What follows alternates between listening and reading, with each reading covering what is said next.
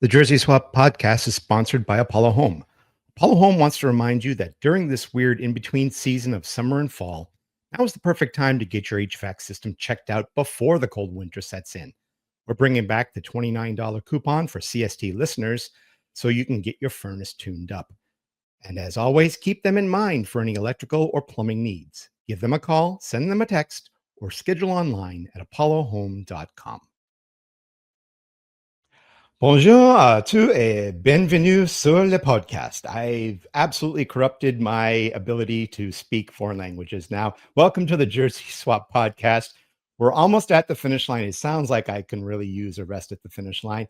But if you know me, I still run hard at the end of a race. The Supporters Shield, yeah, it's out of our hands. So that race is already over. But there's still a lot to do to keep Miami from passing us, to keep ourselves primed for the playoffs. After this brief international break, FC Cincinnati takes on CF Montreal in the regular season home finale. To talk about the teams formerly known as the Impact, we have invited Andy Coronado from the Ball is Round podcast. So let's bring him out right now. Andy, bienvenue. Bonjour, bonjour. On va faire ça en français. Let's go. How we doing? Yeah, that's about the extent that I understand. Allez, allez. No, thank you so much for having me over again. I know it's been over a year. It's good to be back. Obviously in different circumstances. I wish I think we were having a different conversation last year, but yeah. Yeah, I think it was a lot earlier in the season last time, if I recall. Yeah, it was during a good run too that we were that the CF Montreal was at, but it's just it's funny that to hear you say like we didn't get the supporter shield, like what a disappointment. Right? Like like that's so sad. I shouldn't rub it in like that. I'm Yeah. sorry. Didn't mean to come out that way. Is that what you missed out on? Oh, that sucks. But I mean, we wanted to bring you on for a few reasons here. I mean, first of all, of course, to talk about the game that's coming up, not this weekend, but next weekend. But also this big international break. If you're not viewing it on YouTube, I've got my Clint Dempsey USA jersey. Both the US and Canada are prepping for the World Cup, but surprisingly to no one, it's not involving qualifications. All the other conferences and configurations, they're all prepping and need to qualify. So I thought I'd bring you on, sort of talk a little bit. Mauricio Pochettino, head coach for the U.S. It's sort of been a slow build for the capable roster. So I wanted to ask you, how goes the build from the Canadian side? Well, look, first of all, there's a lot of storylines that go along with the Canada men's national team. First things first, they're actually practicing here in Montreal at Centre Nutrilait, where CF Montreal practices. And there's a lot of storylines there, maybe some that you guys have heard, maybe not, but Nathan Saliba, Mathieu Chouanière, Maxime Crépeau, these are Canadian players that are making the return to their original practice field. And it's really, I find it very interesting. And also it's going to be, they've already announced that it's going to be a sold out Stade Saputo tomorrow for the match against Australia. As far as how the build is going, I think right now, they've been winning. They've won some important friendlies in the last international window, but it's important, I think, at this point for the Canadian men's national team to really put a stamp on it before before they start the big games. The World Cup gets here. Hold on, let me just restart that one more time. So before the World Cup comes here, it's important that the Canadian national men's team puts the stamp on each game, because it's coming fast and a lot of injuries are occurring at the same time to some very, very important players. So Jesse Marsch needs to really get the whole squad together to be able to put build that momentum up to the World Cup. Yeah, I sort of wanted to ask a little bit about that. I know that we're seeing our own few question marks. I think Christian Pulisic and Anthony Robinson also looks like they might not play their first game coming up against Colombia. I'm sorry, not Colombia. Coming up against. Now I'm frozen. I'm certain I'll find this happen. It's man. It's the end of the season. We're burned out. We're not thinking clearly. But I mean, US has their own situations going into these practice games. Mm-hmm. What are your expectations with Canada? You mentioned that they were going to play Australia up there in Montreal, and then they're going to come down here. and play Colombia next week. What are the expectations for the team? Well, we talked about in our pod in the ball is around, and one of the most important things for the Canadian national men's team is continuity, right? It wasn't a fluke the last international window. They got those wins, and it was a convincing win, and it's up to Jesse Marsh's guys to really continue to do what they did the last window, so that again, it's about momentum building. Um, a lot of people are calling it the golden generation for Canada, where there's a lot of players like Ismael Kone that I mentioned a little bit earlier. There's Jonathan Osorio, a lot of talented young kids that came out of Montreal, while also some of them came out of Toronto, that are just being part of this generation that's bringing a lot of success to Canada. When if we're talking 10 years ago, you and I, and we're talking about the same national team, we're having a different conversation. We're talking about hopefully getting half the stadium full or filled. Sorry, and I think now it's an important moment because they also got a very important coach in Jesse Marsh, someone that wants to be there, that is very proud to be the Canadian men's national team. And he's a character in the press conferences. I'm sure you've seen the quotes out there that he puts there. But yeah, it's an important one, and it's expected. Again, they are expected to win these games, or at least be very competitive, but not lose like they lost those kind of games 10 years ago or 5 years ago. They need to. There is almost a loss would be a colossal step back for this squad. I don't think Canadian fans are accepting those kind of losses. Like, oh, but we played well though. We did really good on the fit. No, we need to win. Canada needs to win to be able to go into the World Cup and say and have other nations be worried about playing Canada. And I can see this Canadian team giving teams trouble and sort of shaking the hornet's nest. Tejan Buchanan, I've always loved him ever since he came out of the Revs Academy. Jonathan David giving you lots of talent there. Even the likes of like the outskirts, like Jacob Schaffelberg. I'm really appreciating the offensive chops that are coming out of Canada. I can't wait to see what the US and Canada, as well as Mexico, bring to this, and which team is able to sort of take that largest step to separate themselves from the other two. Yeah, it's important. I think all three nations need and have a lot to prove for themselves. Mexico, in their own way, have been struggling.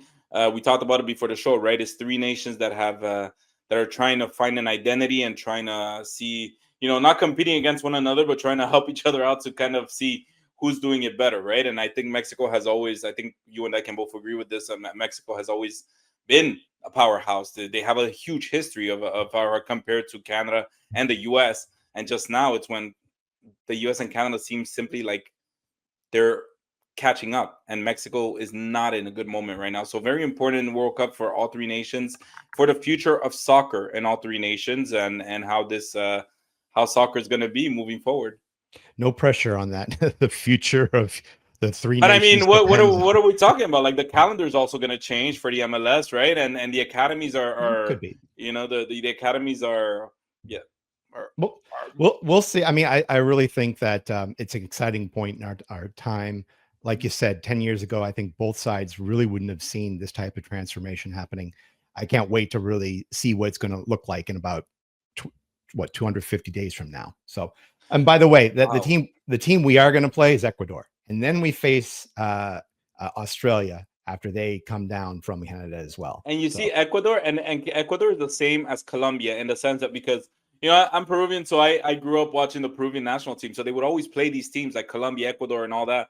And Ecuador is another team in South America that's on the rise, and they're surprising. Same as Colombia. Colombia is not a bad team. They're actually a very good team. They have a history of being a very good team, but they've also had their up and down. So the point being is, these are teams that Canada and the US need to win. They don't need to win on a lucky bounce. They don't need to win on a.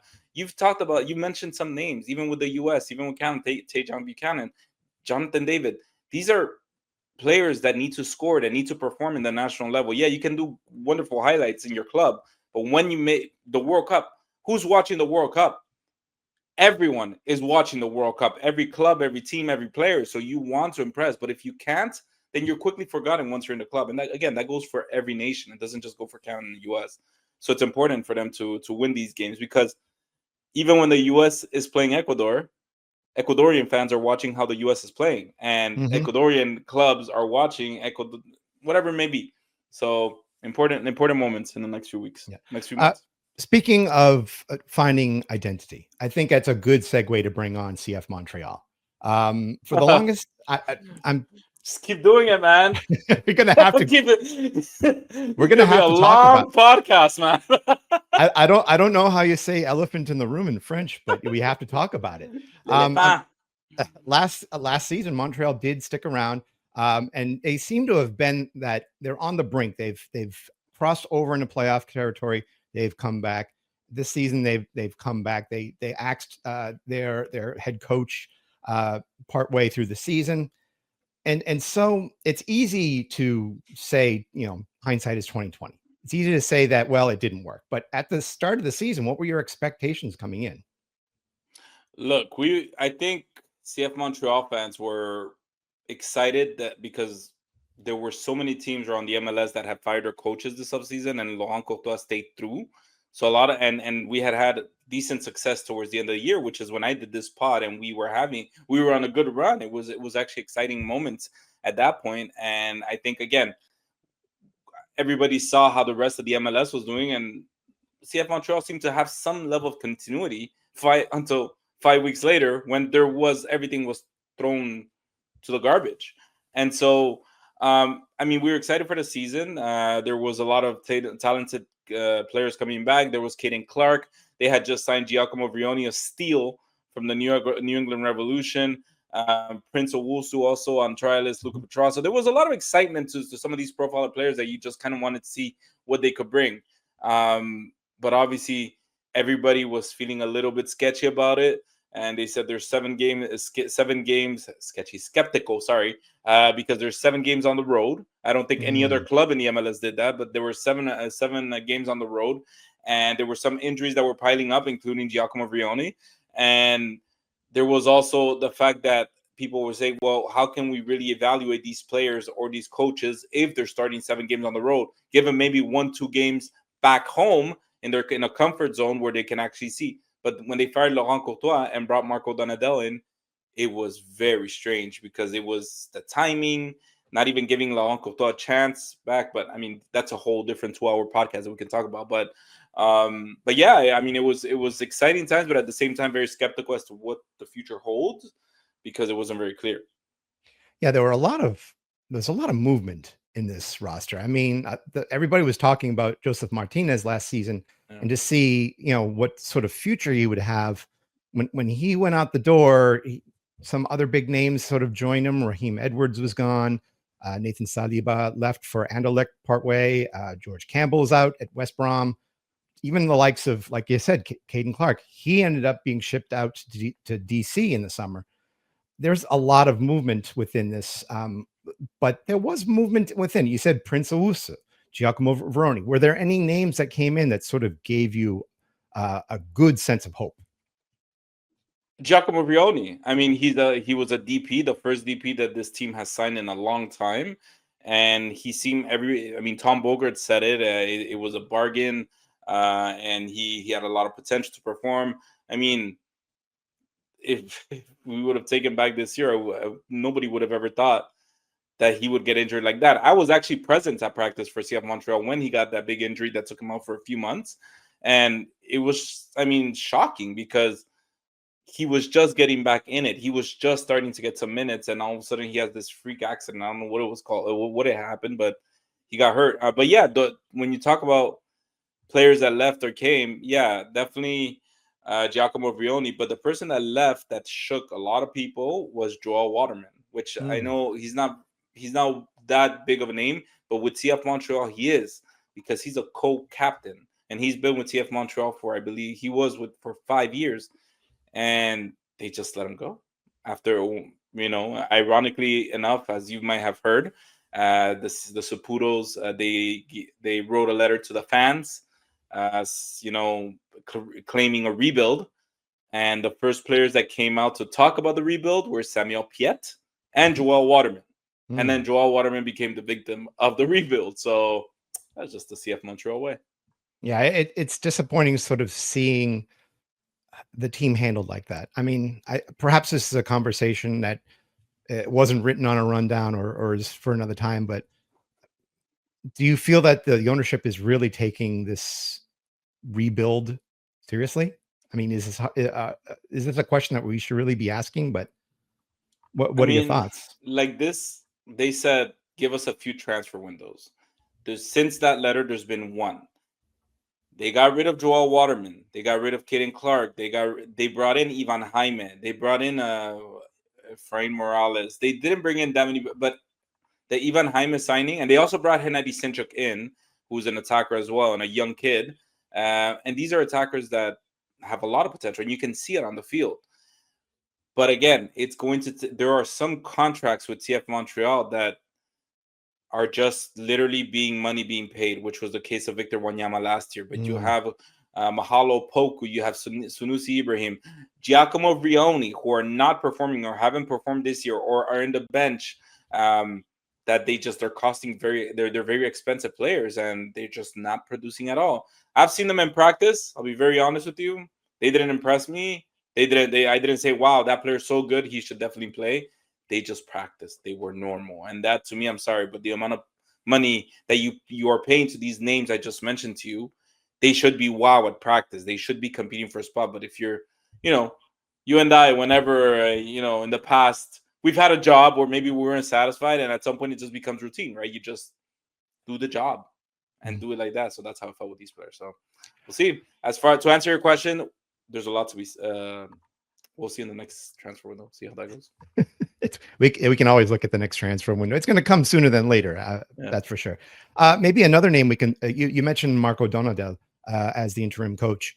Um, I'm going to assume that he will not stick around as the next coach. And if not, do you have any ideas who you'd like to see, whether it be a native Canadian coach or maybe someone overseas? That's a good question. I mean, I like to see Marco Donadel stay. Everything points to him staying. He just obviously he's been asking for players, and he's been very transparent with the media that he isn't committing to anything because he still is waiting to see if certain things are fulfilled from CF Montreal side. I've heard that there's been a few players that he proposed that they didn't accept. So it just as to who I would want to see, I want to see somebody that understands how CF Montreal works. Marco Donadel does. Somebody that understands, the transition, the rebuild, because very honestly, I think in any sport, whenever there's a rebuild of any kind, it takes a special person to do it, a special kind of coach to do it, to be patient and to kind of explain the players what the process is. So I think that's something that they need to find a patient coach that understands that it's going to be rough, and working with the Saputos and working at CF Montreal is probably one of the hardest jobs in the MLS. Yeah, uh, I, I mean, we've gone through a few rough seasons of our own, and at the end of it, I was like, I don't want to be in charge of this because I didn't know how to solve the team. But you get a magic coach that shows up, and it can happen. I Well, we mean, had our magic coach was Wilfred Nancy in 2022, and he understood the city, he understood the club, he understood the Saputos, he understood what he had to do, he understood how things worked, and then he went to Columbus Crew, to an ownership that is, you know, that does their job well, and he won it all. So it's one of those things that you just hope you can find that next Wilfred Nancy. So we'll see. the Jersey Swap podcast is also sponsored by Beyond Exercise. Beyond Exercise is a local physical therapy and fitness business that helps people stay active and injury free. In fact, they help some of our local MLS, MLS Next Pro, and FCC Academy players with their health and performance needs. Check out their suite of services at gobeyondexercise.com. Yeah. Well, let's see what we can at least compose with what we've got for this upcoming match. I brought on the starting 11 that CF Montreal marched out for the last match against Nashville. There are some names here that I'm not familiar with, that's for sure. But I'm also noticing that there are some names that could definitely stick around in the future. What were your thoughts of with this game against Nashville, the 1-1 draw at home? I mean, it was a huge disappointment because it was the last game of CF Montreal's at Stade Saputo. It was just a tie. It was a draw. Montreal came out with 1 point, but I can tell you that um, the week before they had actually gotten a victory against Charlotte FC 4-1 at Charlotte, Mhm. and so they came in with a lot of momentum. The fans were excited for the last home game. They thought the players would give it their all. Actually, Marco Donadel was suspended last week because of too many yellow cards. Oh. Yeah, so it's the second time it's happened this season that he keeps getting yellow cards, and so it was David Sauvry that took actually the reins, and people were just surprised because CF Montreal did take the lead early on, and then once they took the lead, they just went all defensive 100%, and people didn't understand. You're at your own home. Yes, Nashville's a good team 100%, but you're still at home. You can still be a little bit more risky. A little. What do you have to lose? What do you have to lose? You're almost one of the worst teams in the league, and you're playing one of the best teams in the league. Like it's the last home game, so a lot of people were very frustrated. The team showed up flat. Um, and actually I'm looking at that lineup, and today they actually I learned that Hennady Sinchuk is back in Montreal from the national team. He was playing with the Ukraine U20, and now they've been eliminated, so he came back. So he might actually be taking Dante Seeley. Not sure how that's going to work. It's a good problem to have. Too bad it happened now at the end of the season, but we'll see if Dante Seeley, because Dante Seeley has been really, really hot the past few days, Mhm. the past few games.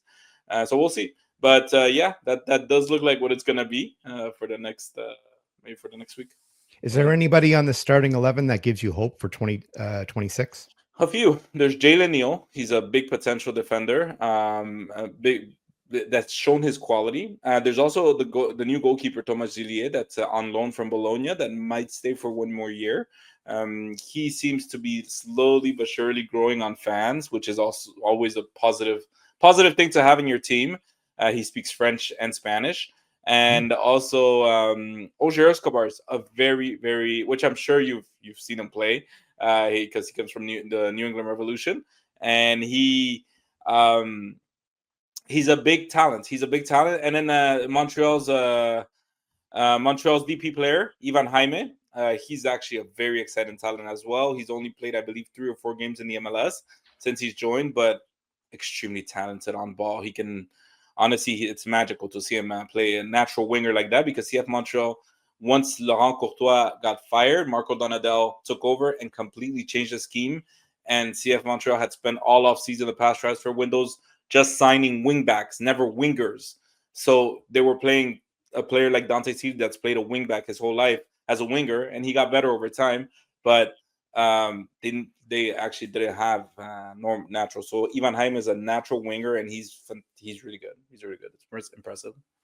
Is there anybody on the CF Montreal team that you would consider the MVP for Oh yeah, 2025? 100%. Prince Owosu, he's played the most amount of minutes. The most amount of minutes. I don't have the stats in front of me, but as he scored also, I believe at this point like 12 or 13 goals during the MLS. He hasn't taken a game off. I mean, just this is kind of a running running gag with the those that cover the team, but um, Prince Owusu was supposed to get 1 game rest when they were playing the New England Revolution, and Giacomo Brioni got injured pregame while they were warming up, and so Prince Owusu was put it again. Was to start, and he started 90. He played 90 minutes. Probably was not planning for that, and I believe he even scored a goal that game. But the point being is, he's been the warrior, and you see him every game. He's an engine. He never stops running. He continues, doing the high press defense. He's worn the captain's armband, even though he's a trialist. Technically, he was labeled as a trialist when he came into this team. And at this point of the year, he's a captain of the team because Samuel Piet is out with a sickness. And so I think it's really no. He's to me. There's no argument that he is the most impactful player this season and deserves the MVP by even in bad games where Montreal lost. He never stopped. He never stopped hustling. He never gave up. So 100%. Deserves that. I was definitely surprised when I heard that Toronto had let him go. I thought that was like one of the biggest mistakes. Like this guy has talent. He can be your big guy up top. Yeah. And But I let mean, he did. To be very fair, he did struggle at the beginning of the season. He couldn't score. He couldn't score for his life, and a lot of people forget this, but he was actually booed by the CF Montreal fans at Stade Saputo at some point after missing a shot. He was booed very loud because he couldn't score a goal. Since that moment, people said that since that moment, something in French we say élément déclencheur. So it was like the elements that let him that essentially set him off, because after that booing game, he went off and he started scoring goals like crazy. So yeah, very very Element de Grand Shaw. élément déclencheur. That's incredible. I'm gonna have to put that in my library somewhere. Yeah, Let's make it a segment. What's the élément déclencheur? well, that seems to be more long term, but we're going short term here. Let's definitely look at how this game is going to be turning out. It's over a week from now, so really anything can happen. Both teams are going to, I think, shuffle their squad around just to see how they can get the most out of what they've got. What do you consider in this final game of the MLS season to be a win for Montreal? What do you want to see them so that you feel that you're going out on a hot note? Well, they had to fight. I mean, they have to fight. Like I told you in the last game, the most disappointing thing was that the players didn't seem to have shown up. They just seemed to be there and trying. It was a hot day. It was a midday game, completely understandable. But at the end of the day, they had a whole week to prepare for it. And Nashville actually had a midweek game where they won the U.S. Open Cup. So they were coming tired. They were tired. They traveled, and the players just didn't show up. So you want to see a team that actually plays to win, and not doesn't play to defend. And the good thing is most of CF Montreal's wins have come on the road. That Charlotte game that I just told you about was in North Carolina. And they play so well when they're on the road. And it's just incredible to me because it seems like I just mentioned at the beginning of the show, the 7 games on the road that they had to do at the beginning of the season that they had to play.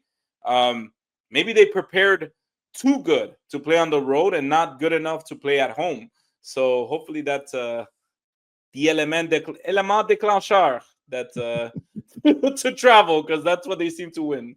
So we'll definitely see. I mean, I think if you're going to corner this Cincinnati squad, cornering them on their own pitch seems to be working. I mean, over the past 2 seasons, they've won a lot more of their games on the road than at home.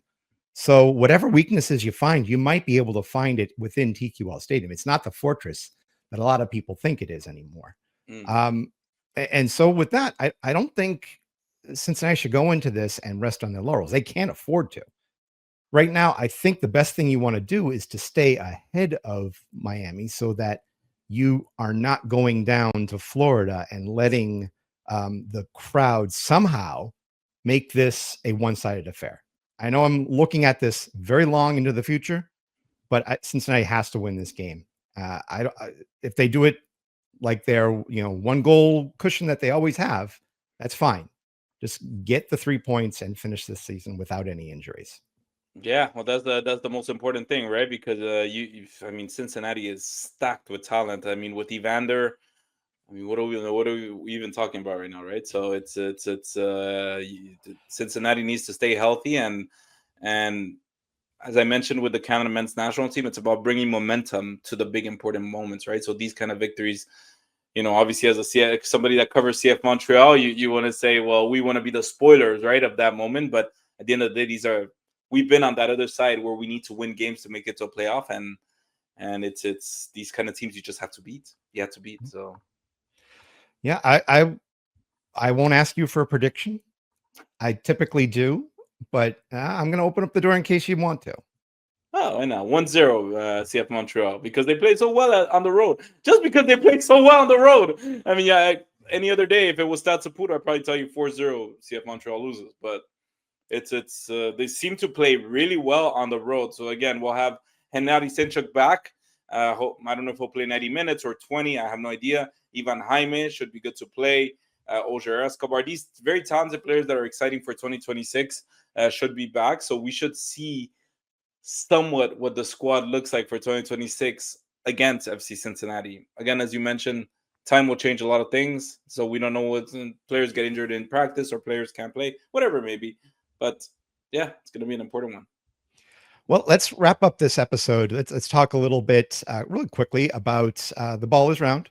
Sort of Let us know what you guys are up to. I know that cool thing about Canada is that there's so many new squads and new leagues getting formed up there. The women's league is finally in place. You're starting to see some professional teams opening up there. You even told me in the green room that there's a local squad that's going to be joining the Premier League. Canadian Premier League. Yeah. Tell us a little bit about what you've got up there in terms of everything happening in Canada.